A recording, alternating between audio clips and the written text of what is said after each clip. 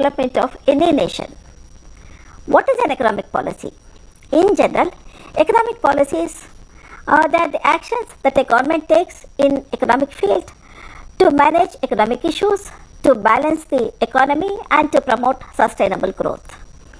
Every country design and implement different types of economic policies. For example, take Government of India, our own country. We have various economic policies like monetary policy, fiscal policy, industrial policies, foreign trade policy, agricultural policies. These are just to name a few. All these policies, these economic policies, they reflect the vision and the philosophy of the government in power at that time. They provide the direction or guidelines for the development of the nation. For example, just to take industrial policy, you all know what are the developments that have taken place in our economy during the last more than 2 decades. Broadly, we can divide the period as pre-LPG period and post-LPG era.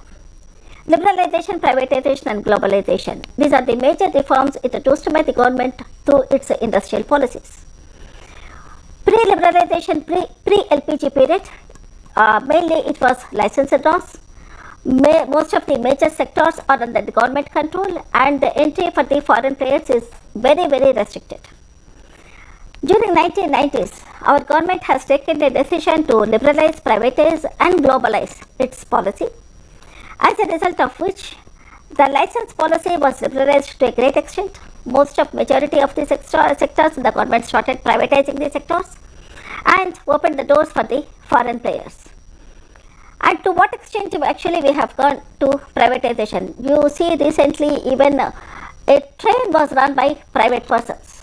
Now even in the defense, that's totally under the control of the government. Even in defense sector also the government is thinking of giving permission to the private people.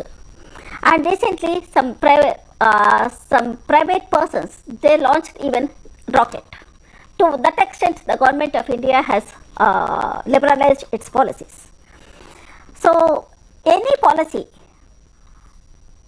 either it is monetary policy or fiscal policy or whatever the policy, it will have direct influence on that particular sector, and sometimes it also have some indirect influence on other sectors concerned, other respective sectors. So to explain us more about the economic policies, what are the economic policies, what are the different types of economic policies, how they relate with each other, what the influence they have on our economy, we have 2 eminent personalities with us today. It's my pleasure to introduce the resource persons of today's session. My extreme left, Professor 𝗂𝗽𝗱𝗁𝗪 sir is here. Professor 𝗂𝗽𝗱𝗁𝗪 sir, he is a retired professor of Commerce Department of Osmania University, and sir was a former president of Indian Accounting Association, and now he is director for Indian Accounting Research. And he also served in various capacities of different private institutes also after retirement. My next left is Professor Patrick Anthony. Patrick is a professor of again Department of Commerce, Osmania University. Patrick also served Osmania University in different academic and administrative capacities, and he even visited abroad also. He worked abroad at some time, and now he is PRO of Osmania University. Now welcome Professor 𝗂𝗧𝗁𝗪 sir and also Patrick to this conference, and thank you very much for accepting to be the resource persons for today's session. The presentation will continue for 30 to 40 minutes, and after that if you have any queries or if you seek any clarification on the subject, that is economic policies of India, then please call on the number which I am going to announce. The number is 040-040, outstation candidate should add 040-23680-456. I repeat the number 040-23680-456. Please call on the number and seek clarification on the topic of today's discussion. So let us start our discussion. So the first question is to Professor 𝗂𝗧𝗁𝗪 sir. Sir, what is exactly meant by economic policy? Thank you, Professor 𝗂𝗽𝗱𝗁𝗪 garu. Policy, as you know, is a guideline for action. So at the top level, what is the guideline that we have in order to take action? Every decision that the government takes is based upon this guideline. That's why we call it as policy. When we say economic policy, you have rightly brought out that economic policy is the top level policy decision making that you make in order to influence the economy. So in terms of industries, in terms of trade, in terms of money, that is monetary policy, fiscal policy, you cover these things. So when we say economic policy, you can see what I am presenting. It is a principal action adopted or proposed by the government, central banks, to manage and influence the economic activities of the country. So every action that influences the long-term business strategy of an entrepreneur, whether it is in private sector or public sector, we can call it as an industrial policy. Whereas when we talk about economic policy, it is broader than that. It consists of even the monetary and also fiscal policy. Yes. So these four components we say are very important. So, Patrick, I request you to throw some more light on the components of the economic policies. Thank you, ma'am. As ma'am and sir had gone about with giving us a kind of a kickstart to this discussion there. Now, when you talk about the economic policy, we have the central bank in any country. In our country, it is the RBI, which goes about with deciding the monetary policy of this country. Now, monetary policy, what we have is it decides the availability or supply of cash, the interest rates, and the credit part of it is taken care. The decisions related with that are done by the RBI. Then when it comes to the fiscal policy, it's to do with the government expenditure that we have or the taxation related issues. Every year we have the budget and they go about it deciding the various tax rates. They come into it. And the third one is to do with the trade policy. Every country goes about with having a policy related with its export import. They work it out on quotas, tariffs, restrictions, and it decides as to what should be their balance of payments and how they go about with working out, whether you go for export promotion or import substitution. All these things come in the trade policy.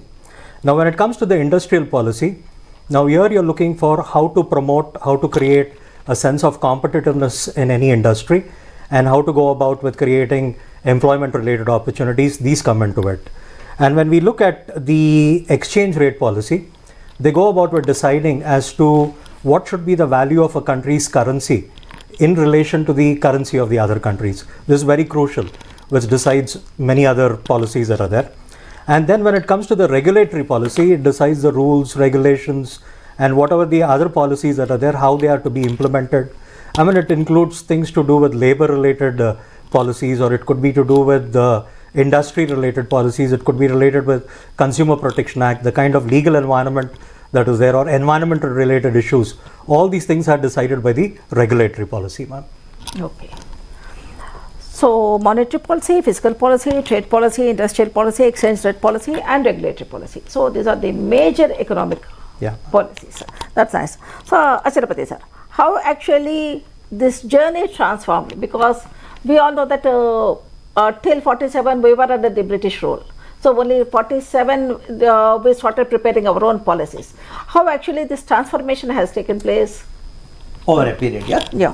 Thank you. In fact, any economic policy should have purpose. There are three main purposes of economic policy. One is growth. Country should grow. Second is social justice. That means it should reach to the poor and it should reach to the people. Third is to have a self-reliance. These three sometimes act contradictory. When you focus more on the growth, there is a problem of social justice. If you focus more on social justice, there could be problem of growth. So there should be balancing. So balancing takes place over a dynamics of the people. It sometimes you act proactively, sometimes you act reactively. So the government by itself as a policy matter, it may come forward to go for growth. For example, present day you find latest elections that took place, we have one ruling party has focused on growth, while the opposition is focusing on social justice. So there is a contradiction. So this has to be balanced. you find that how people respond to that is very important. In spite of focus that you give on the growth, Delhi government got elected good number of times because they have taken care of the health and education, which comes under the social justice. Same is the case with Andhra. Same is the case with Telangana. So like that, sometimes the demand from the people could be social justice. So this you need to balance them. So to balance them, we have to look into it. As you have asked me about the transformation, the transformation point of view, if you look into it, the major is the when did it start? If you take 1935, that is the first time we have planned for an economic plan. In fact, I will be happy if it can be shown on the screen. Yes. Yeah. Historic plan was made in 1935. So when 1935, almost we know that we are likely to get liberated. So in such case, what shall be the action plan for industrial for the policy? For that, 3 plans were made. One plan was made, one was by Gandhians. Mahatma Gandhi said it should be production by the people. Then there was a Communist Party also influenced a lot, where they have prepared a model that's called wage goods model, production for the people. Your production should be for the people. Whereas Gandhi said production by the people. Whereas Nehru was influenced more by Russian model of production. So when it comes to the Russian model, Bombay is called Bombay Plan. Bombay Plan was made by Nehru, wherein he said Bombay Plan of heavy industry model. According to him, the influence of Russia was quite high at that time, and Russia has come up faster. It took 200 years for America to grow up, whereas Russia has grown by that time within 50 years. So that influence was high. Mahalanobis model was influenced. So naturally Nehru wanted to go for the heavy industry model. Nehru being the first Prime Minister, the major our 5-year plans have taken place between 1950, that is 50 onwards, we have started 51 to 56, first 5-year plan, 56 to 61, second 5-year plan, 61 to 66, third 5-year plans. 3 plans were implemented during the Prime Ministership of Jawaharlal Nehru. So during that time, the focus was, first 5-year plan was agricultural oriented. First 5-year plan itself is a grand success. It has come as a green revolution. Earlier, we have, there were jokes that when Nehru visited America, when next time he visited, he said that this time I am not going with a begging bowl. Then somebody commented in America, perhaps begging bowl also we have to supply. It was not the fact. There was a revolutionary change in India where agricultural produce was sufficiently good. Green revolution took place and first 5-year plan was a grand success. With the success of the first 5-year plan, he has made second 5-year plan focused on industry.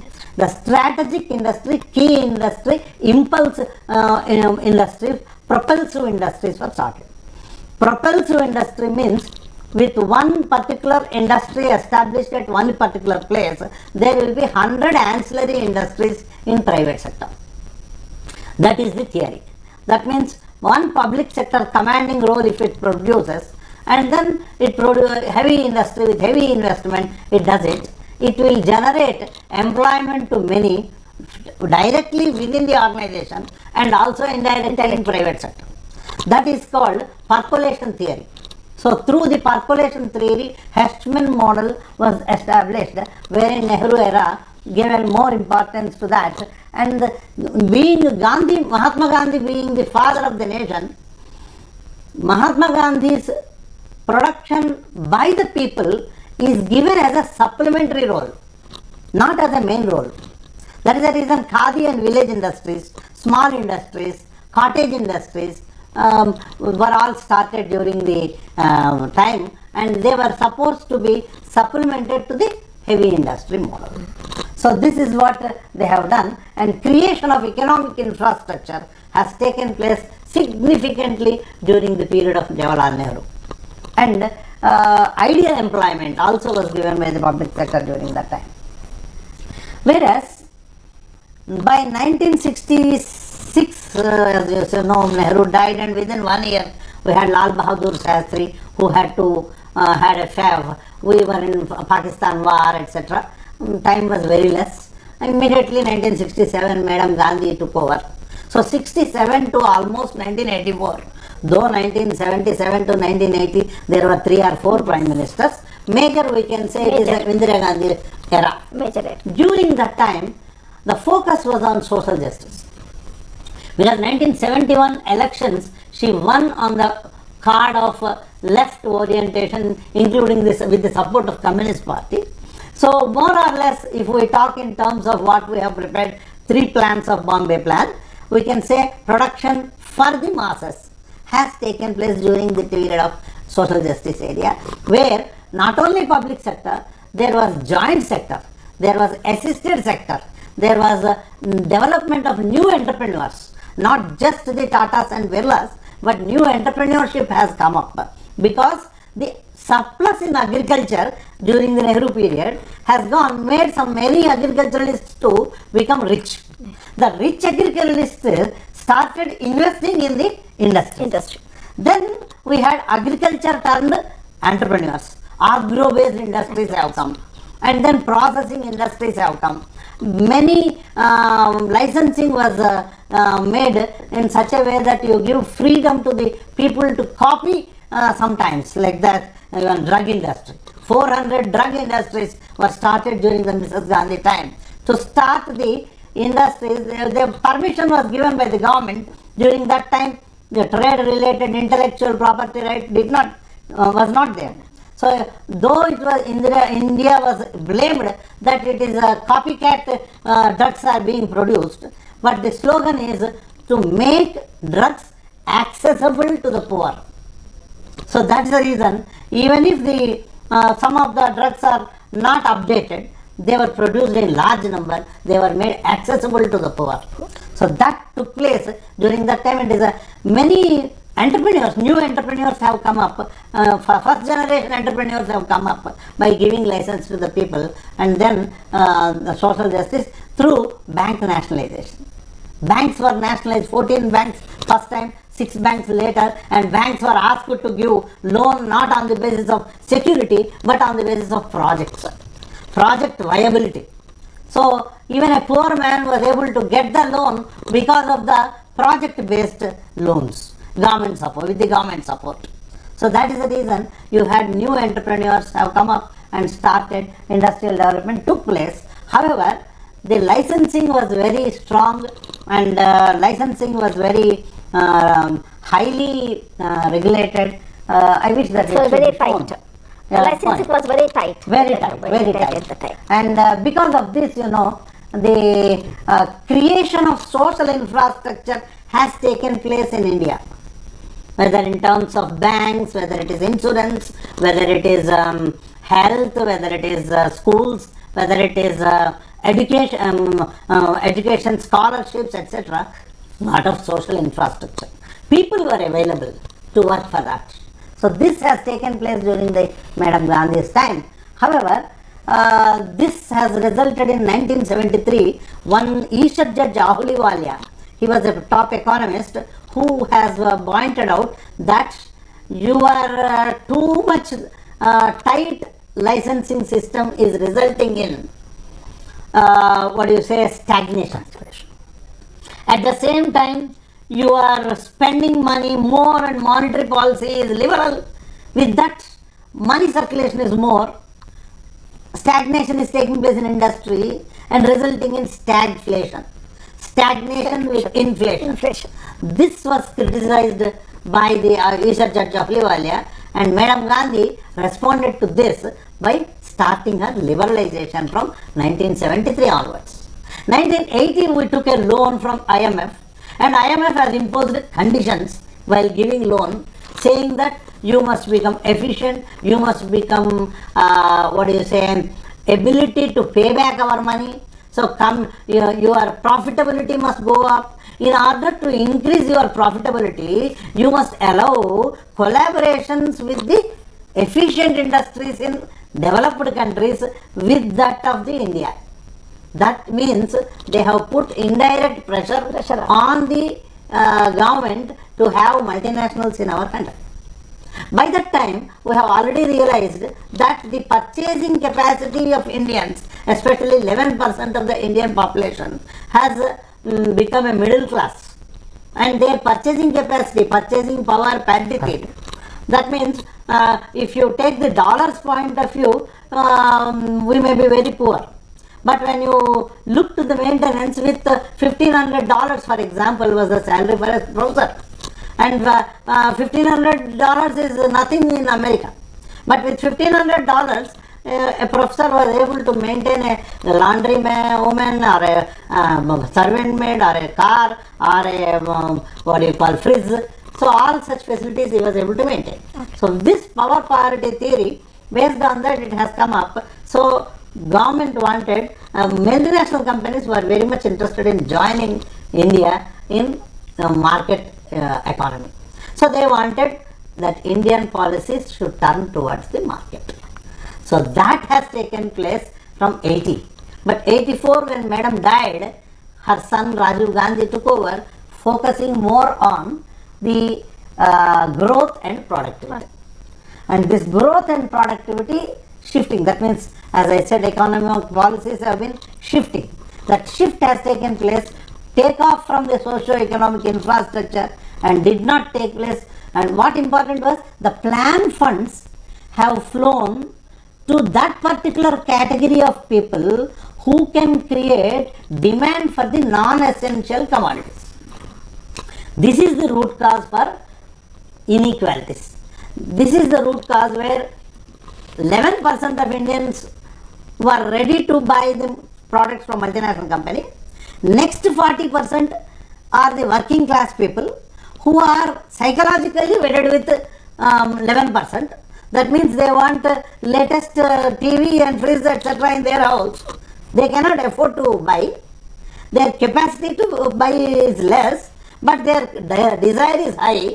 So there is a friction in the social economic point of view, and that resulted in people started, moral values also started questioning.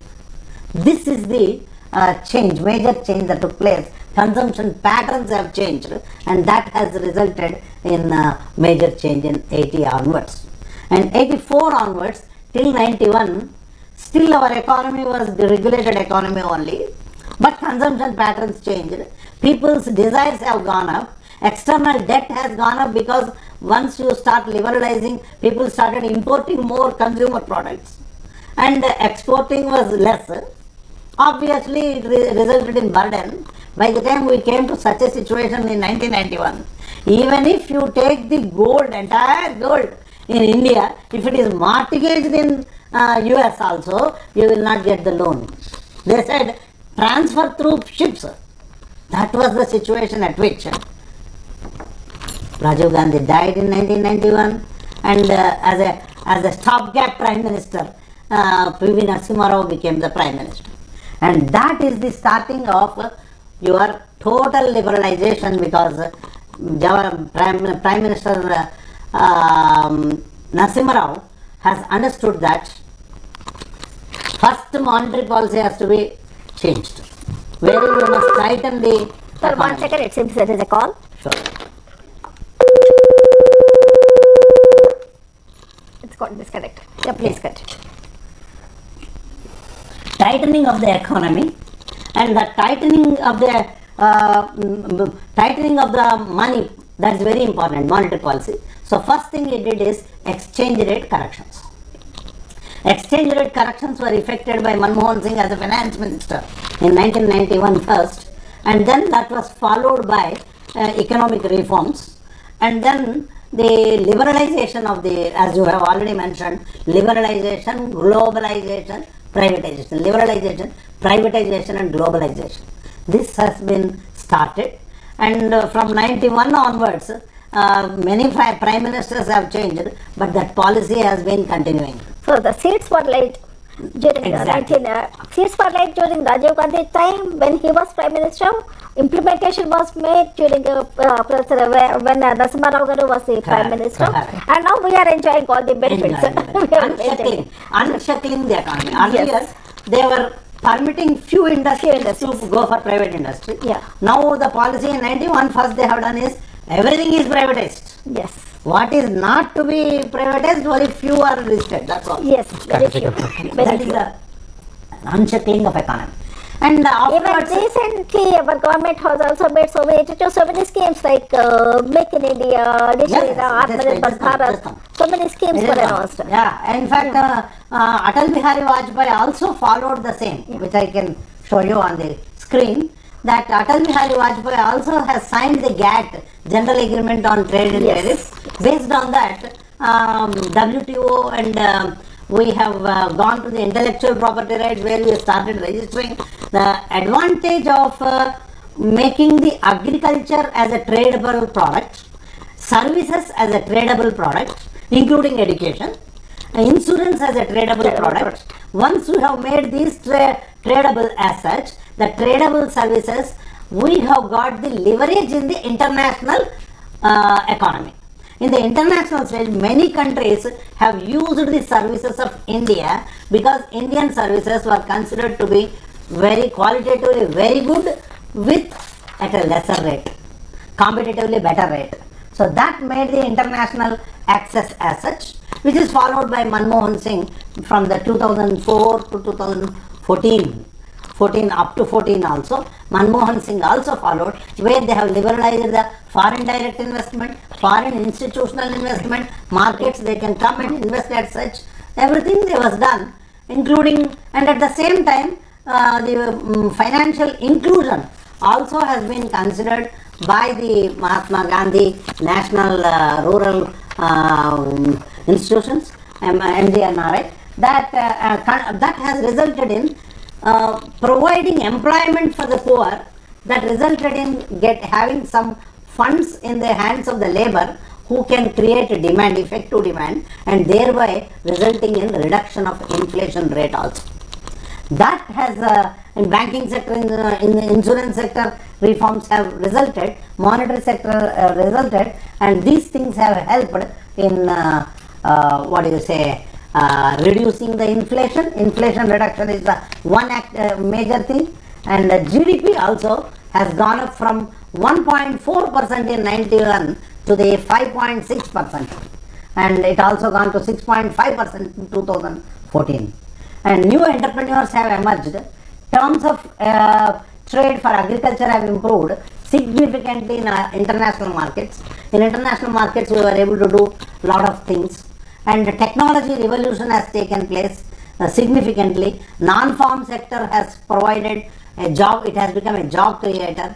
Poverty rates also have come down. That's a significant come down from 37% in 2004 to 29.5% in 2011 and 12. Of course, when we talk about poverty rates, Dandavate and Tendulkar committees have come up. What is poverty? How do you define is the most important part. If you define consuming a 150 calories of food is sufficient, then you will find poverty in India to be only less than 10%, which the present government is claiming.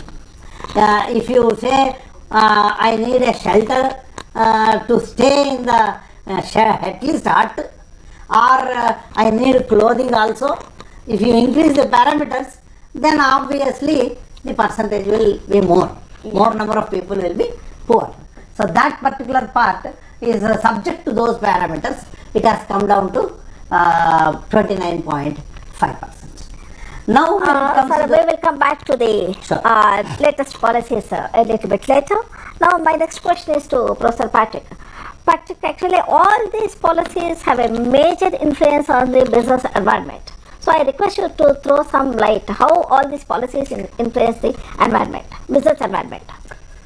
Ma'am, what happens is when they go about with framing the policies there, it's very difficult to predict what could be the consequence. With the best of intentions also, when people go about with making policies there, you find you tend to learn out of experience and you undo the mistakes in future there. We have learned a lot, and what we have seen is there were a lot of policies that were there, and we were not connected well across the country. Infrastructurally, we were not well. I mean, there were some areas where the investments were not good, be it to do with financial markets or to do with banking, insurance, or to do with telecom, and these areas had to be really worked out well there. Now, they go about it shaping the policies. Now, when Sir was talking about contradiction, let's say RBI goes about it taking a decision related with the lessening of the interest rates. Now, there is something which the student should go over to the understanding, which is called as Phillips curve. Now, what happens there is, if you try reducing the interest rates, there will be more people coming to take loans. So, there will be more industrialization, more employment opportunities created.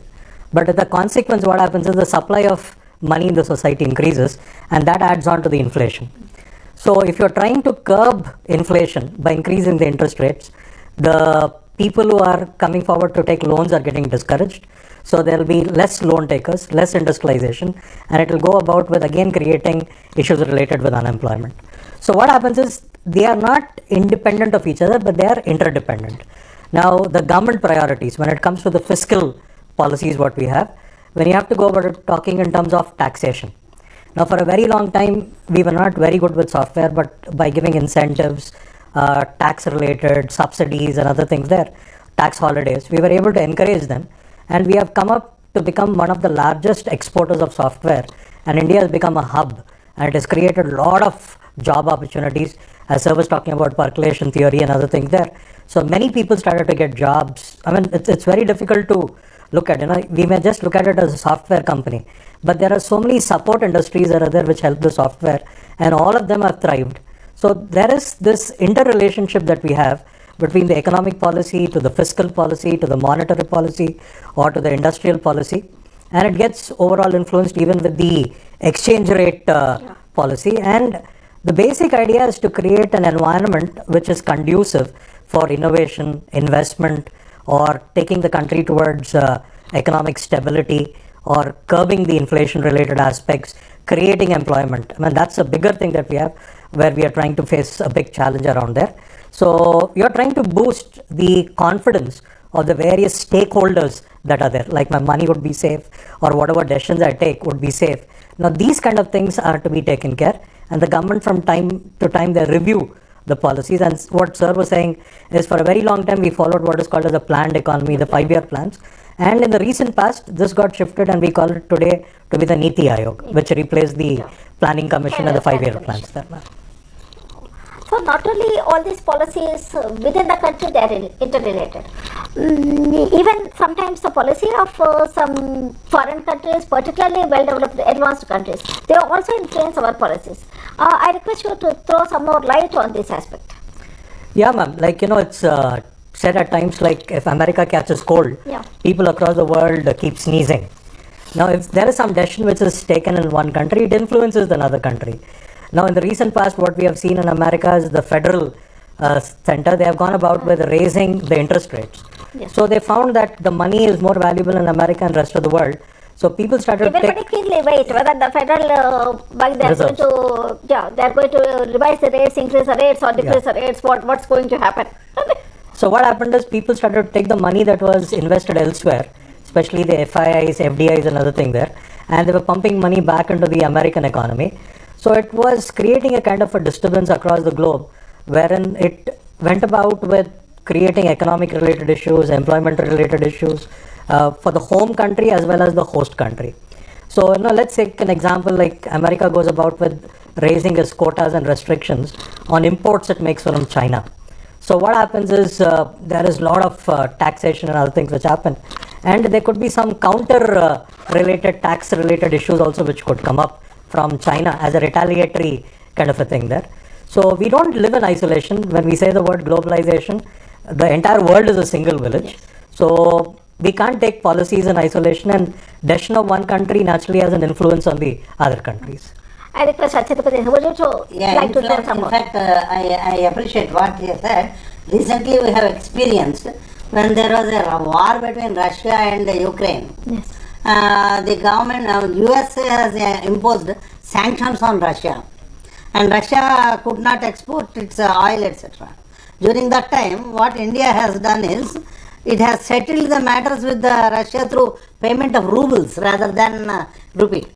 And that has, we took leverage of the situation, bad situation between the Russia and Ukraine, and that we were able to get the diesel at a thrown away price, and government gained a lot. Whether it is transferred to the consumer or not is a different dispute, but definitely a policy of the country is to get the oil at a lesser rate. So India did a good business. So it is always business and government go together. That is policies as such.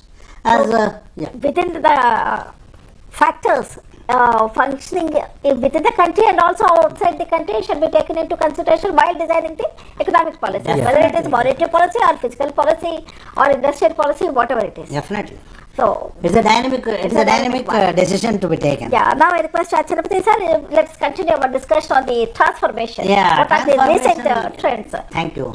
Yeah. The transformation, especially after 2014, up to 14, we have our Manmohan Singh policies. We have seen that the financial inclusion and those things have taken place a lot.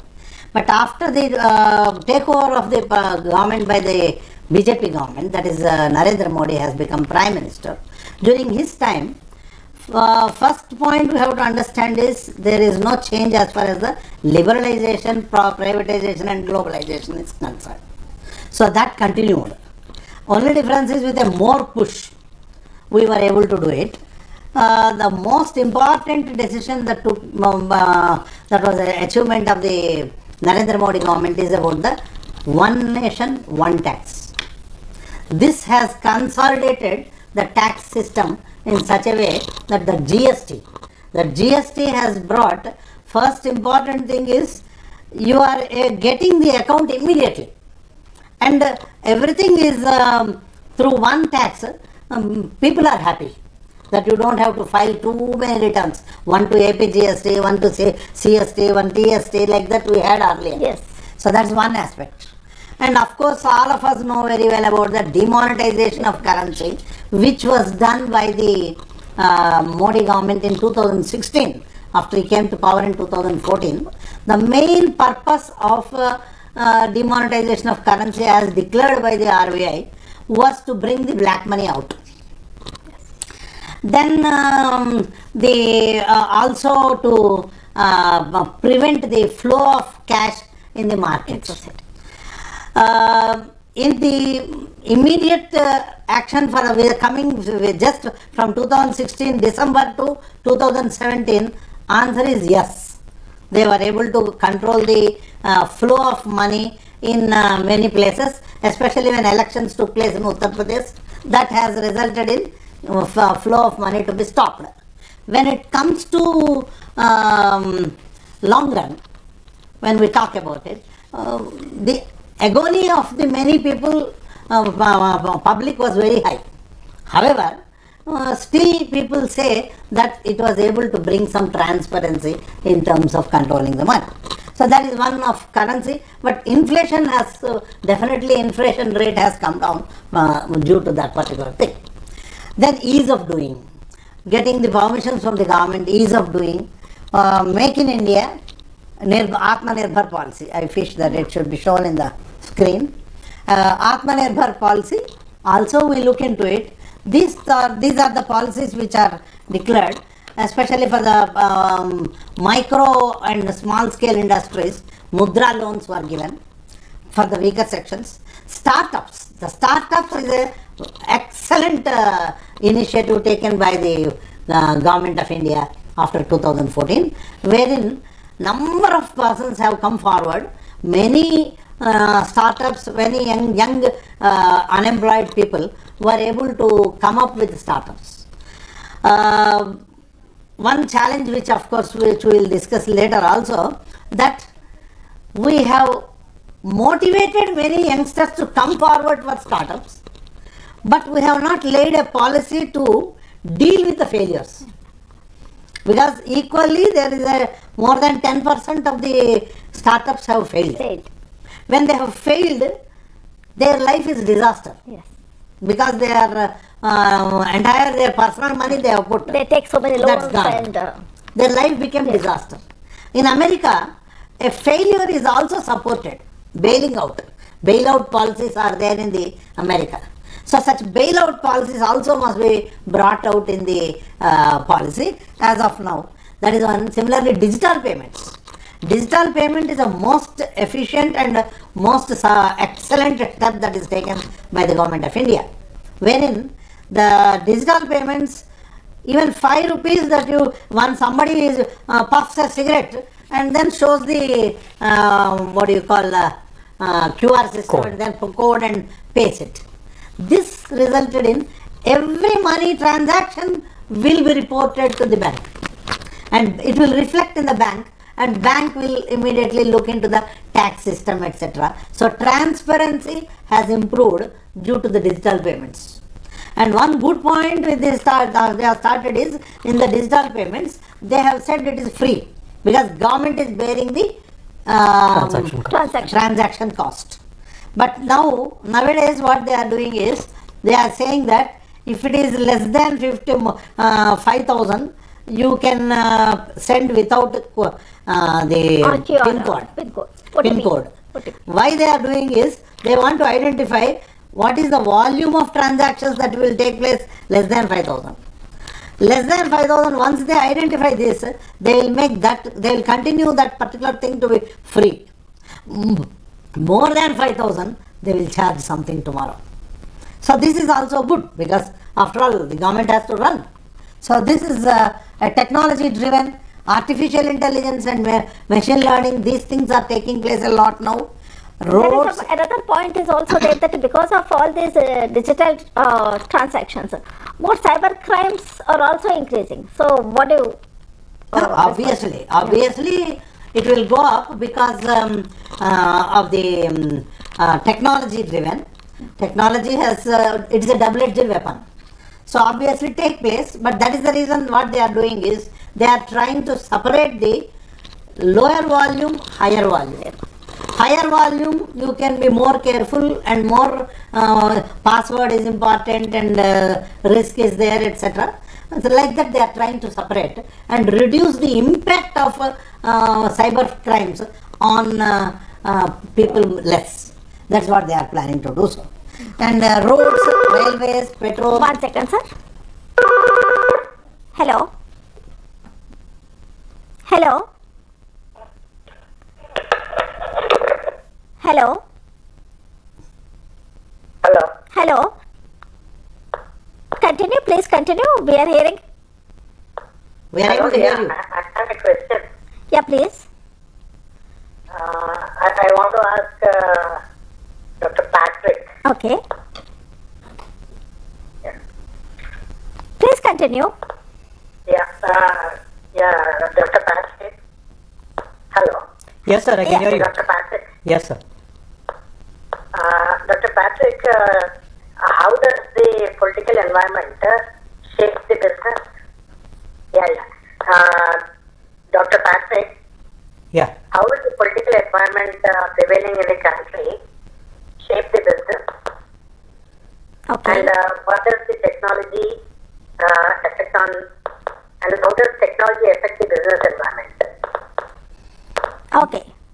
You're from which place, sir? Yeah, I'm calling from Hyderabad. Okay. Name? Are you a professional? Hello, I'm a student. Okay. Okay, your good name? Yeah, my name is Srinivas. Okay, Srinivas. Thank you. Now I request Patrick to respond. Thank you for that question, Srinivas. What happens is every political party have their own ideology and they go about with trying to, the policies get influenced by the political parties. It could be any country that way. In West you talk about Democrats, Republic, Independent. In India probably people have this way of calling it as right wing, left wing. There is this influence that you have. But one thing what you have noticed when sir was saying, when the policies were there from Narasimha Rao government to Manmohan Singh government to 𝗓𝗦𝗔𝗧 there was a transition. And I mean, the ones who have opposed FDIs and other things also went about with continuing it for very long. And if you look at the present government also, there's a lot of multinational companies coming in. There is an influence. We don't deny that the political influence is not there on the economic policies. A lot of those things, let's say if you're trying to name the policies there, I mean, there is a lot of this thing wherein we are trying to put it in Hindi or Sanskrit, unlike in the past wherein we used to use only the English terminology part of it. And we are trying to make it more culturally sensitive, more Indian is being created there. So that's one part. And technology, if you go about looking at, it is a very huge impact. And if you look at the way things are changing, whether it's to do with banking or any sector that is there, I think buying on the street from a vendor also, they're trying to show you the QR code for the payments there. And that has curbed a lot of corruption. That has curbed a lot of people denying transactions which evade tax and other things there. So, I mean, in the recent past, we have seen a very huge GST collection, a record collection that had happened in the last month there.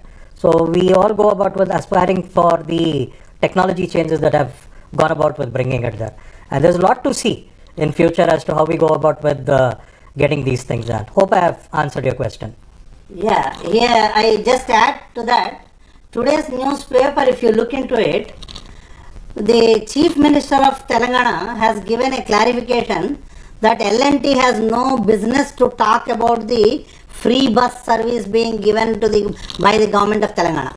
Free bus service is given, then L&T finance officer, CFO has made a comment that because of the free bus, nobody is traveling in the metro. Hence, my metro is getting losses. So, 2026 I will go. Then immediately CM has clarified, if you want to go, get out. There are many takers. You are not the only person to do business in this Telangana. However, you have no business to talk about the agenda on which I have come. I have come on the manifesto. So, politics, business, influence together. But why this has happened? He has given that statement just before elections. Before 13th, L&T has given that statement influencing the voters of the Telangana. That is the reason Telangana Chief Minister has commented. So, business and politics, they go together. It will not be separate. That is an example. That's right. Even in my intro also, I made it very clear that all these policies, they reflect the vision and the philosophy of the government. Yes. That is the ideology that is there. The ideology of the government. Proactive policy of the Congress government is to give free tickets to the ladies. And react to that is auto fellows have gone on strike. So reactive, proactive. Then when they come on reactive, the government may come forward with some assistance to the auto fellow also. This is called, that is government. Yeah. We are discussing all startups and we are discussing our startup policy. About the Narendra Modi's policy we are talking about, wherein infrastructure, creating Vande Bharat, or you have airports, railways, metros, roads, they are all modernized to such an extent that you have an impact extraordinarily high. Then we look into the what we have seen, the achievements of different Sum up of all these achievements, please. Yeah. So when it comes to the achievements, in one sentence I can say, Nehruvian model has resulted in the agricultural reforms and technological advancements made during the Nehru time, because most of the technology through the IITs, projects and other key projects that is made in public sector, economic infrastructure is created and new entrepreneurs have come up. That is the first success we can say. But in 66 to 1984 we can say the mass production of pharma, mass production of agro-based products has come up, and that has resulted during the time after the nationalization of banks, etc. That is the thing we had. And during the Narasimha Rao time, liberalization, unshackling the economy and deregulation has taken place, and that has resulted in coming out the state-owned entrepreneurs, their role has come down and private entrepreneurs have definitely gone. During the Manmohan Singh time, your technology driven industries have gone up to such an extent, and service industry has taken a topmost post. Contribution of service sector, as one point we missed in our discussion, is for economy, three important sources are one: primary sector, secondary sector, and tertiary sector. Then in simple terms, if you want me to explain, if you are growing tomatoes and eat tomatoes, you are in primary sector.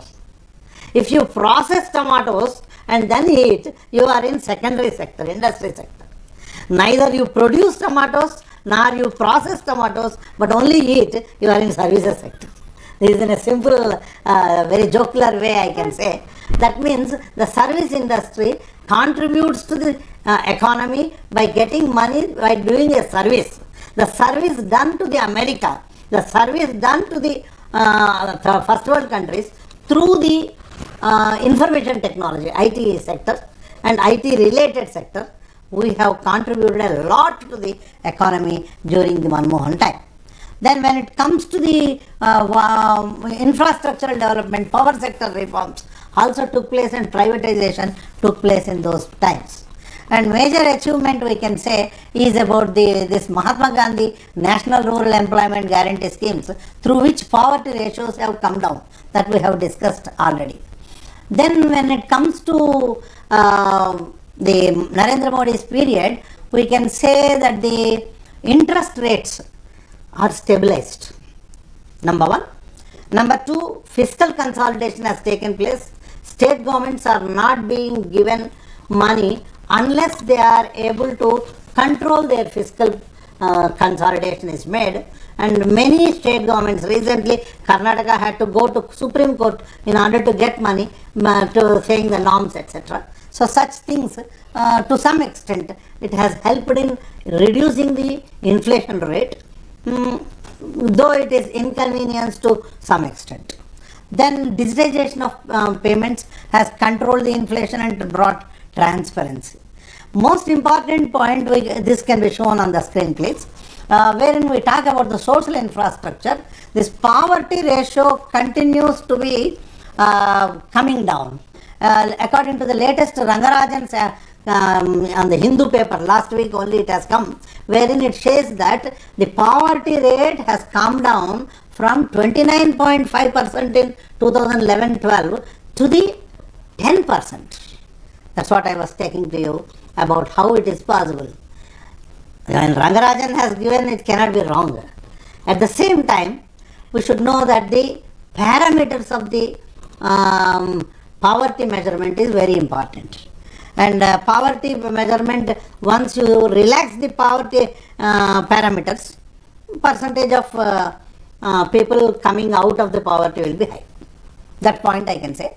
Then Gini coefficient, that's what I have shown the graph there, wherein in the graph you can see, please show the graph please, wherein you see this Lorentz curve, which shows that the spread of the curve from the line of distribution, if it is more, we say it is good, consistency is high. You can see that. And Gini coefficient has come down from 0.278 to 0.269 in rural areas, 0.369 to 0.315 in 2011 to 2022 to 23 in the urban area. So this is a major achievement, we should say, subject to the poverty measurements. What are the challenges actually our country is facing, sir? While designing, what are the points to be considered by the governments while designing the policies in future? What are the challenges our economy is facing? Yeah, the challenges as we have discussed just now, rightly pointed out by Dr. Patrick, that unemployment is a major challenge. Today you find, even in the recent elections, whether it is in Uttar Pradesh, whether it is in Telangana, whether it is everywhere, the opposition is marketing that it is the unemployment is very high. And the prices are very high. Food prices are going up. These are the challenges. But unemployment in a technology-driven economy, in artificial intelligence and machine learning, Yes. how are we going to reduce the unemployment. That is possible through this micro, small industries which they are talking about. As I was mentioning to you, the startups encouragement is excellent, but supporting the failures is not done. Government also Bailing out of the failure. Government also designed a separate policy for MSMEs, micro, small and medium industries. The policy is there, but we have not taken care of these failures. When large industry fails, you are bailing them out. When small industry is failing, you are not taking care.